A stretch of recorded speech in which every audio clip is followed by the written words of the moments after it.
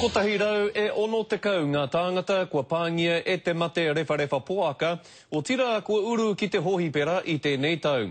Tokorua o rātou kua hinga i te mate weri nei. Nā e nei te tauranga kua puta mai nei te whakaohiti a te manatū hauora ki te iwi Māori kia tūpato kia tū takarere wā. He mate weri i ngau kino i te ao i te rātau.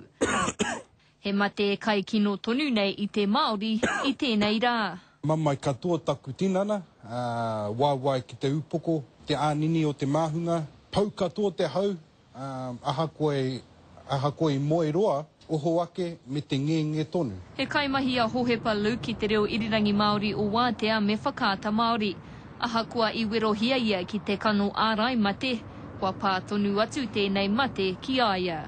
I haere au ki te tākuta mo te tiro kaunua. I kore o mai rā te tākuta rā e rewharewa noiho kua pā mai ki ahau. O tia noi te mane kua hipa i haere atu au ki te tākuta, tāna ki mai o kua pā mai rā te rewharewa poaka, te swine flu, ki ahau no reira me noho ki te kāinga kātika kei pā atu ki tangata kē. Ko te pānga tuarua tēnei o te mate rewharewa poaka ki Aotearoa. Engari ko te rerekētanga, he kahake ake te ngau ki ētahi rohe.